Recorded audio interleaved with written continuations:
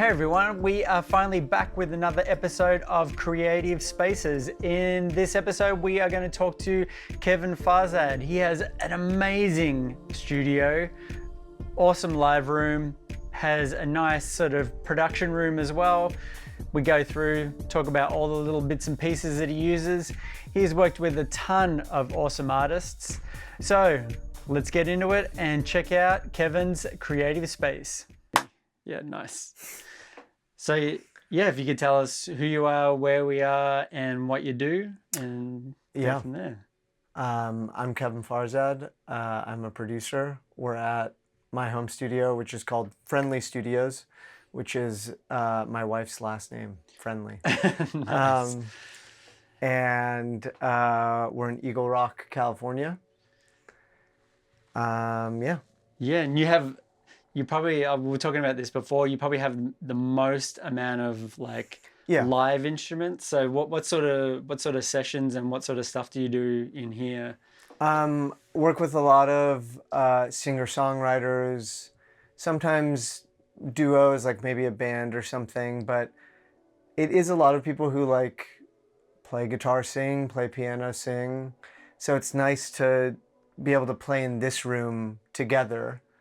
Like, the artist may come in, play guitar, I can play drums with them or piano with them or whatever.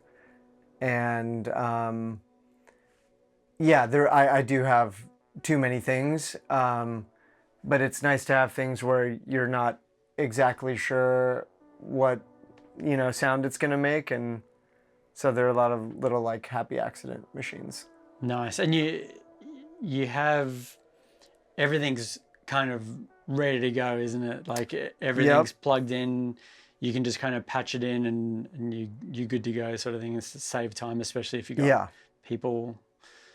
Yeah, usually we have to move fast. Maybe the artist is here for like a day or two, or even if we're here for 5 or 10 days, but we want to finish like 5 songs. And I'm lazy, so there are mics on everything. There's 2 mics on the back of the piano, mics on these amps at all times. Everything runs to this little box on the floor, which connects to the other room. And so if someone, the goal is like, have your little stations and shorten the amount of time between like someone having a good idea and us recording it as much as possible. Awesome. So we can kind of start to your right. Okay. And we can kind of go around and we can look at the different bits you have and how you use them. And there's nothing special here. This is a piano. The only oddity about this is it's upright, so and it's, an old little upright. It doesn't have the felt bar. So what I did was I went to Joann Fabrics and I put some Velcro down and I bought some thin material. This is just cotton from Joann's. And then you can like, no felt, 1 layer of felt, or, very dampened. oh, nice. Super fancy. Yeah. All of a sudden it's a nice little felt thing. And I put the mics on the back so that we don't get too much of the like hammers hitting.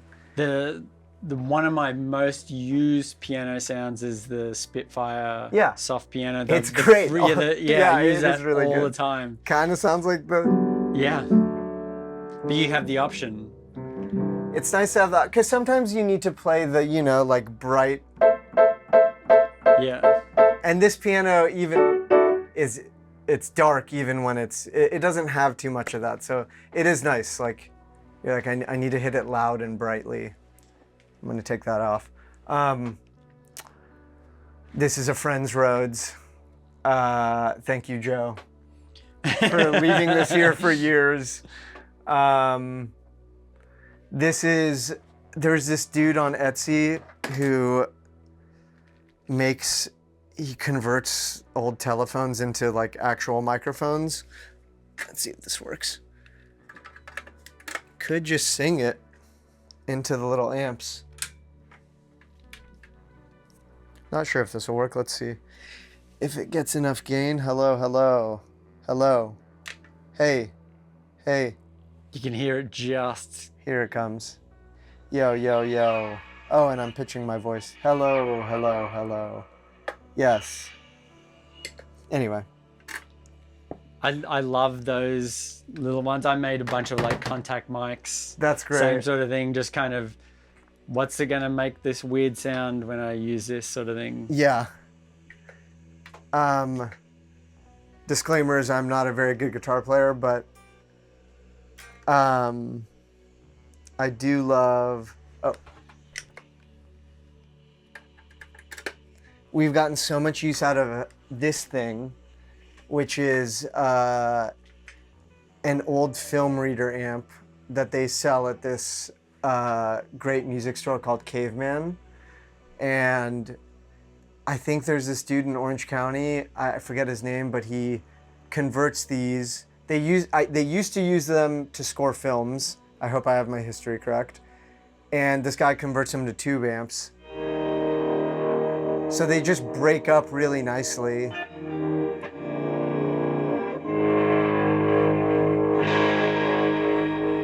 Yeah. Very pleasant distortion.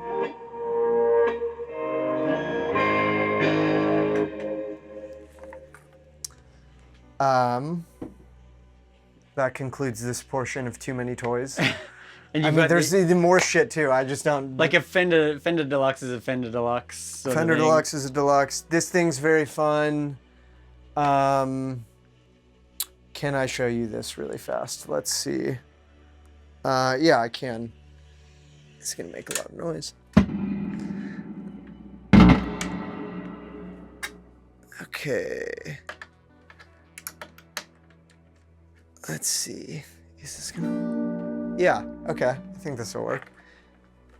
So what is that one? This is like, I feel like the first guitar pedal, basically. I don't know what year this is from, but I think it's pretty ancient.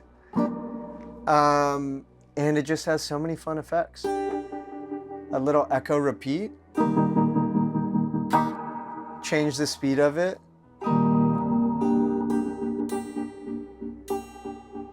It has a little wow, like funky. Nice. It has filters. And it has a ridiculous fuzz.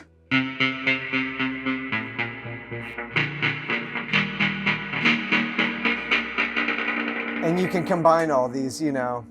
It even has a thing, it like adds a bass filter or it, like a sub octave. Ah. So that's if you want to break your speakers.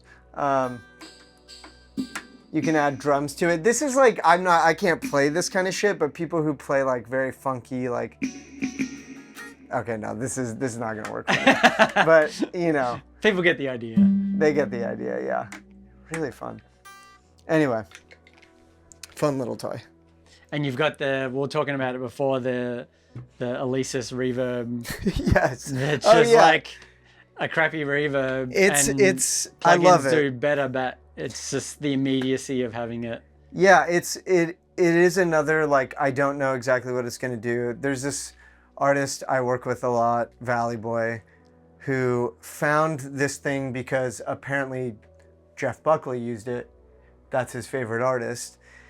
We ended up using it. It has, like, you know, hundreds of little presets. You never know what it's gonna do exactly. I can barely read the display. I just kind of like change the preset and you get like a lush reverb, or you get, you know, I mean, it's so silly. It's a digital, it's not, it's the same as a plugin, but there's something about, like, it's this little box that sits here. I don't know what it's gonna do. Comes out of the amp, you know, it's just surprising. Nice. Yeah. I mean, the rest of the amps, they're amps. They're amps. People go Tiny jazz chorus, it's cute. It's not, yeah. Somehow has two speakers in it that are like 3 inches. Yeah.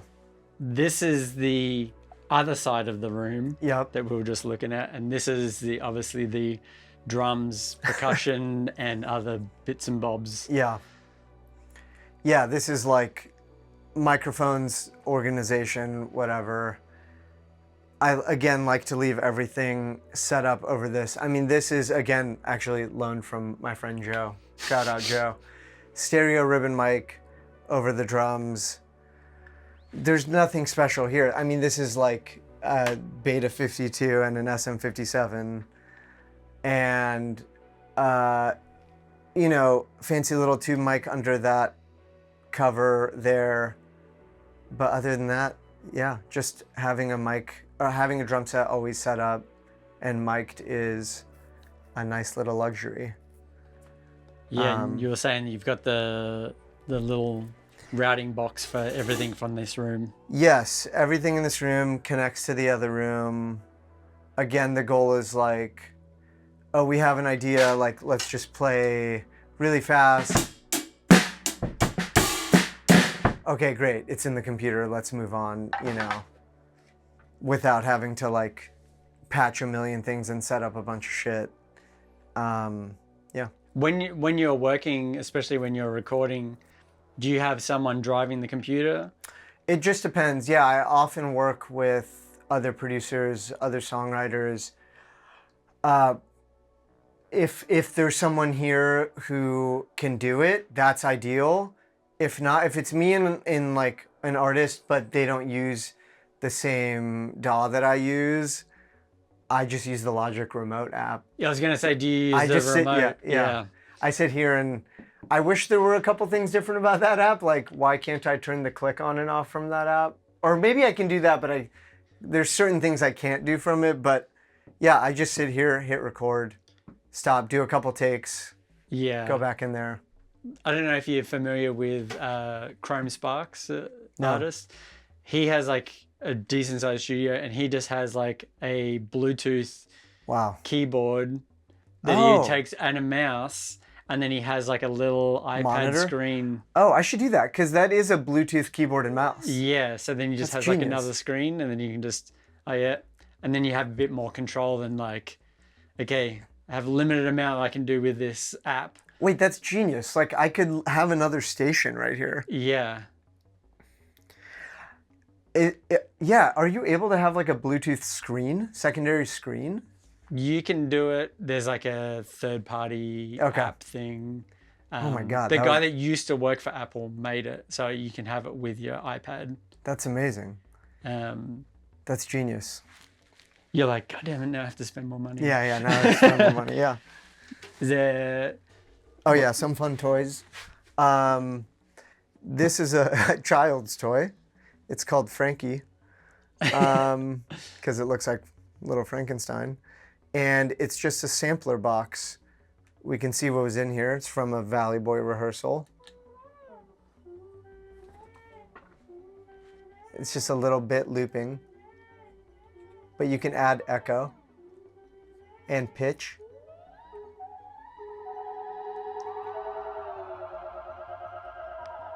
And that's coming from the box. Comes from the box. It has a little speaker. It has a little microphone, so you can just hold this and sample your voice. You can just hold this and sample your voice. You can just hold this and sample your voice. Nice. We use it a lot where we're working on something in the computer. Maybe it needs... It's great, we've got everything in, but like, it needs a little bit of chaos. I don't know, a little bit of entropy. We'll let the speakers play back. I'll just record like 30 seconds of it. Yeah. We just like resample the song through it, put this back in, add it under the track, and it just adds something. Like a little chaos track. And you have like a ton of percussive bits and pieces. Too much percussion. Yeah, I mean, just collected throughout the years. A pedal graveyard of things that aren't currently in use. Yeah, just some semblance of organization. Cases. Yeah. A Trader Joe's coffee can. Good shaker. Nice. Yeah. Whole Foods ones are not as good. Not as good. Yeah, you want to go Trader Joe's medium roast. Yeah. Yeah, I think we've kind of covered everything here. We can go and check out the other room.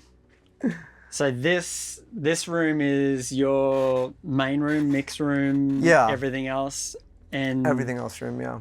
And yeah, we can start with the synths and kind of work around. Yeah, we have a Juno HS60, which is my wife's home. This is the same as a 106, but they put the speakers in two speakers in there. Yeah. It sounds exactly the same. Just buy this one, guys. I think it's cheaper. I think it is. Yeah. Nice baby. Yeah, it's cheaper. It is not as pretty. It doesn't have like the beautiful wood paneling and like, but it's a f***ing thing. Mine doesn't have wood panels. Oh, it doesn't? The 106? No. Mine's a 106 and I don't have wood panels. Okay, it is prettier though. It's like, right? Mine has a weird vibration where I have to kind of flex it to stop the vibration in it. Oh, interesting. Yeah. I got it fixed by the synth repair people and they kind of screwed the pooch, I think. Got it. An OB6, also a friend's actually. This is Mike's, who is another producer I work with all the time. Thanks, Mike. And then a Moog, little fatty, which is just the most useful little guy. The oddity about this thing is, why do you have to manually tune it every time? I know. It's absurd to me. I sold mine when I moved over to the States. Yeah. And I never got one again, so that kind of shows like... It shows, yeah. I do use it all the time though. I love this thing. I find it inspiring. Yeah. Is there like, obviously the little fatty is your go-to for bass. Yeah. Are these more lead, more pad, or? Yeah, these are more like sometimes utility. Like I'm like, oh, I need an airy pad. It's just gonna be. Yeah. This is a good little chaotic thing, and I do love that you can sequence chords with this. I'm not gonna even remember how to do that right now, but just the fact that you can go like record and then play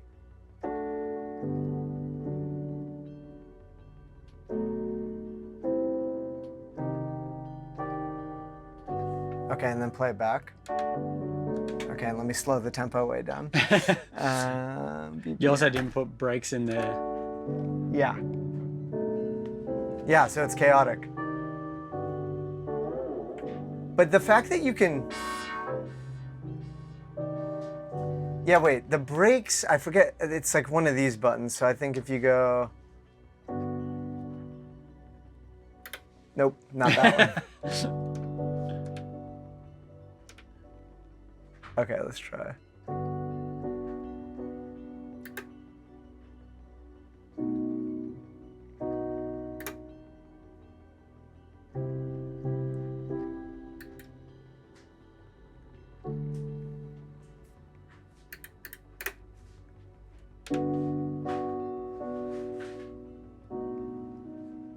That's more of a song, I guess. Yeah, especially with the delay on there. Yeah. It has built-in effects. You have one of these. I don't know. I don't have one of these. I have Prophet 08.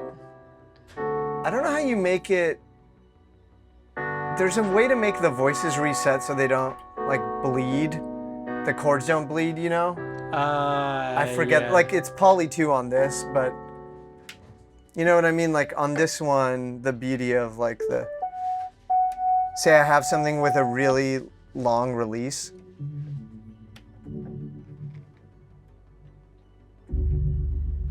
Split. If I leave it on this, it bleeds and it gets a little messy. But Poly 2, I think... And you know the secret with that? Oh, the double, yeah, for the unison, Yeah. I frankly love the Juno for bass too. I use it, but it's on that setting, on this double thing. Yeah, and even then, it's like a little too overpowering a little. It can get overpowering. Yeah, But even just this one for less of the, there's something I just special. have to really dial in that release. Yes. So it doesn't click, but then you don't get the over. Yeah. But anyway, Yeah. a couple synths. What's the Korg? This is a little 4-track cassette. You can actually like pop a little guy in there, record straight to it. It has like 4 inputs, so you can like throw add 4 things into there, like a microphone directly or a Does guitar. it have pitch on the whole thing as well? It doesn't have Varus feed. That's the one thing I wish it had. But the thing I use it for the most are these like, it has like these digital amp models. And like there's like a Valve bass amp model, and they're fucking sick. And it also has like chorus reverb, whatever. The effects on this thing are amazing, and you get these sweet little speakers, and you can just mic the speakers. Yeah, I have a Tascam, Yeah. and it doesn't have any of that, but it has very. But it has very speed. They need to marry those two things. You got the little control box that we're talking about for the Australian company. Yeah, Australian company, Franklin. This is the most, I fucking love this thing. It's like not a glamorous piece of studio gear. It's not like, oh, that's a fancy whatever. But it's like all of my synths run through it. And then they can live on just one input if you want. You know, or it is. This is just one stereo out. And you can run like, I don't even know, I think you can run 6 stereo lines into it. So you have like 12 inputs on the back. And then, yeah, and then from there, you've got what we were talking about before with you got the 2 Apollos, mainly because of drums. Mainly because of drums. My life is a nightmare because of drums. If it weren't for drums, I wouldn't have half of this shit. Because I want to leave lines like up and be able to record them as quickly as possible, we have 12 inputs, you know, like, yeah. But it also, I don't know, it is sweet. Like the synths are always up, the piano, the amps are always up. It does make writing a little bit easier, especially when you're working with people. Yes, it makes it fast. The patch bay, like, I didn't even have that until this year. I think the goal is, again, like, as uncomplicated as possible. Obviously, it's an illness to gather this much gear, acquire this much gear, but like... Don't come to my place then. Yeah. But yeah, it's mainly like, what's a great vocal patch, you know, what's a great drum patch, kind of leave those up. But it's nice to be able to mix and match things when you have time to experiment. Yeah. And then you've got the 500 series. We're talking about you have those ones that some are pretty standard, and then some are like a little bit weirder. These are, I just love these on drums. It's an aggressive compressor. It is like the Devil Lock plugin. Or what are those called? These are levelers, standard audio levelers. Yeah, they're great. I've also emailed with the dude who makes these to occasionally ask like questions about like, did you intend me to use it like this, or, you know? Am I gonna break it? Yeah, exactly. They're amazing. I use that. It's that stereo ribbon into these 2 all the time. It just feels like, oh, the drums are finished for the most part. You know, maybe I f them up more, or we're going to process them in a fun way, but they just come in sounding nice. Everything else is normal. I mean, this dude is great. These are pre's. These are Avitas pre's, and that guy is a genius.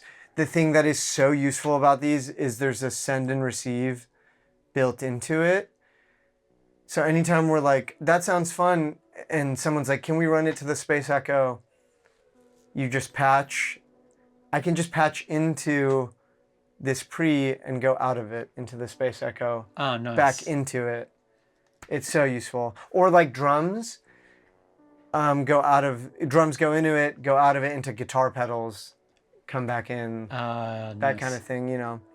again, it's like it's like this. It's not glamorous, but good God, it's like the most like utility studio thing ever. Yeah. And then over the other side, you got the standard. Yeah. We have an 1176. Got it like very recently. Have used it on one like set of 10-day sessions, and it is glorious. But you don't need any of this shit, and also don't spend your money on it. But come here if you want to use it. Yeah. Yeah, that's it. Everything And, else pretty yeah. standard. Distress is pretty standard. Yeah. But yeah, awesome. Well, thanks for showing us around and everything like that. Thanks for having me. And yeah, I'll leave all the links to everything that you do down below. Cool. And yeah, thanks again. Thank you.